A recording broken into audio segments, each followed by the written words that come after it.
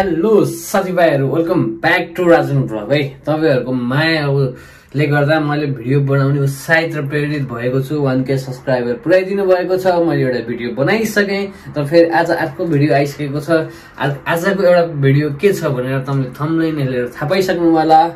आजको भिडियो छ रोमानियामा खतरा काम, सबैभन्दा खतरा काम के हो त, सबैभन्दा खतरा काम के हो र स्यालेरी के हो भनेर म भन्दै छु। भिडियोलाई अन्तिमसम्म हेर्नु होला र अन्तिमसम्म हेरेर साथ दिनु होला। जसले अन्तिमसम्म हेर्नुहुन्छ उहाँले सब्स्क्राइब पनि गरिदिनु होला। हस् यही भन्न चाहन्छु र आउनुहोस् ढिलो नगरी भिडियोलाई सुरु गरौँ है त। ल यहाँबाट कसले हेर्दै हुनुहुन्छ लाइक गरिदिनु, भिडियोको सुरुमै लाइक गरिदिनु ताकि तपाईँहरूलाई फेरि फेरि आउने भिडियोहरू चाहिँ सबैभन्दा पहिला आओस् होइन।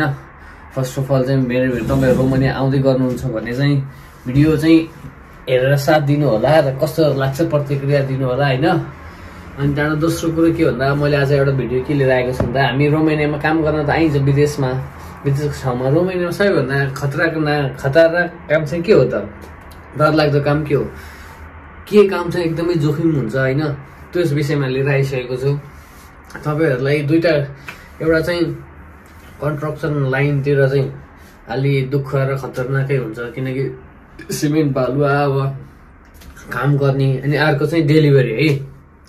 डेलिभरीको काम चाहिँ सबैभन्दा खतरनाक लाग्छ मलाई अरू साइड भन्दा, किनकि यो आउटफिल्ड साइड हो।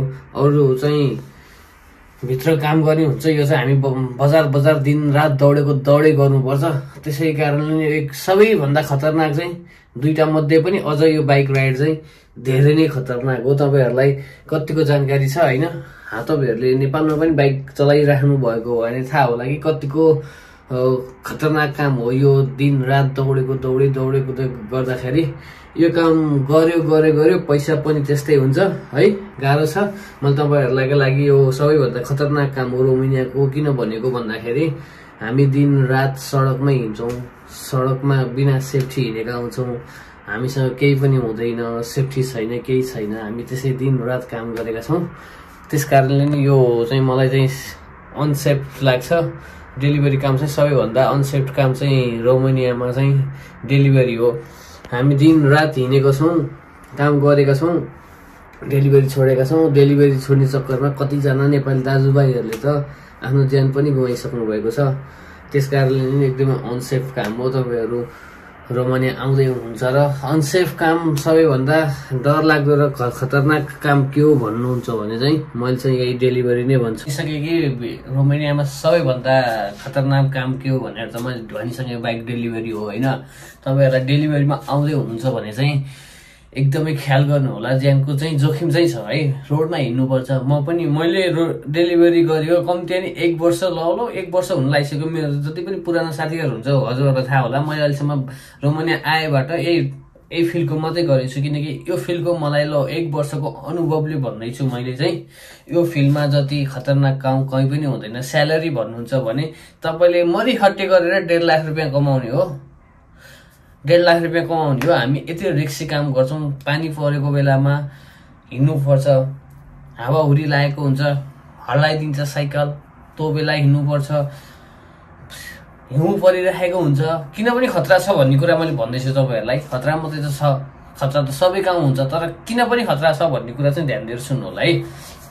मुख्य कुरा पानी पर्छ, पानीमा हिँड्नु पर्यो, चिप्लो हुन्छ बाटो, त्यो बेला देखिँदैन पहाड गाडी। त्यस नेपाल जस्तो हुँदैन, आफ्नो लेन भन्दा बाहिर गयो भने हानिदिन्छ, किनभने कसैको मतलब हुँदैन। आफ्नो लेन पनि मेन्टेन गर्नु पर्यो। त्यसपछि पानी परेको हुन्छ, हावाहुरी लागेको बेला हल्लाइदिन्छ, हिउँ पर्छ। अनि मेन कुरा पानी हिउँ परेको बेलामा तपाईँको ट्रम्पको यो रेल जस्तो ट्रम्प हुन्छ, बिच बाटोमा हिँड्छ, त्यो उसको लिगमा फलामको लिगमा टायर यस्तो चिप्लिन्छ हामी गुल्टिन्छौँ, लिटरली गुल्टिन्छौँ। यति मोमेन्टम बिग्रियो भने गुल्टिन्छौँ। त्यस कारणले पनि एकदमै रिक्सी भइदियो कि यो ट्रम्पको लाइनको एरियातिर कतै जानु पर्यो भने एकदमै सुस्तरी हिँड्नुपर्ने कारण। अनि त्यहाँबाट एकदमै बिस्तारै यत्तिकै हिँड्दै पनि चिप्लिन्छ कि यो। यस्तै भएर पनि एकदमै खतरनाक लाग्छ। त्यहाँबाट हानिदिने, पहाड हानिदिने, कसैले यस्तो गाह्रो छ नि, रिक्सी काम हो नि। मलाई आफैलाई दिक्क लाग्छ, तर यही काममा पर्यो, के गर्नु होइन, काम त गर्नै पर्यो। त्यही पनि एकदमै रिक्सी काम भनेको रोमानियामा सबैभन्दा रिक्सी काम नै डेलिभरी हो। साथीभाइहरू, हजुरहरू डेलिभरी आउँदैछु भन्ने त लाग्छ, तर यो रिक्स पनि बुझ्नु होला, कतिको रिक्स छ भन्ने कुरा चाहिँ तपाईँहरूलाई मैले भनेको छु। आउनुहोस्, तर यो मेन्टली फ्रेस भएर चाहिँ आउनुहोस् है। यो च्यालेन्जिङ आउँछ चाहिँ भनेर चाहिँ आउनुहोस् है, किनकि तपाईँलाई यहाँ आइसकेपछि यो काम गर्न मन लाग्दैन। मलाई पनि, मैले पनि गरेँ होइन, सुरुमा कलै गरेँ हो, मैले झगडा गरेँ हो, म गर्दिनँ भने, तर खाए नखाए गिज भएर यही नै काममा अहिलेसम्म छु। अनि टाढा तपाईँहरूको मायाले भिडियो बनाएर तपाईँहरूलाई हालिराखेको पनि छु, तपाईँहरूले देखिराखि नै राख्नु भएको छ। तर तपाईँहरूलाई मैले यो पनि एउटा कुरा हो, पार्ट भनौँ है, किनकि यो कुरा त खासै कुरै भएको छैन। काम त गरिन्छ, काम पैसाको मात्रै कुरा भएको छ, खतरनाक पनि छ, कतिको च्यालेन्जिङ छ भन्ने कुरा चाहिँ अहिलेसम्म हामीले कुरै गरिएन। त्यसैले यो पनि त भन्नुपर्छ मैले भनेर आज यो कुरा चाहिँ मैले ल्याएको तपाईँमाझ।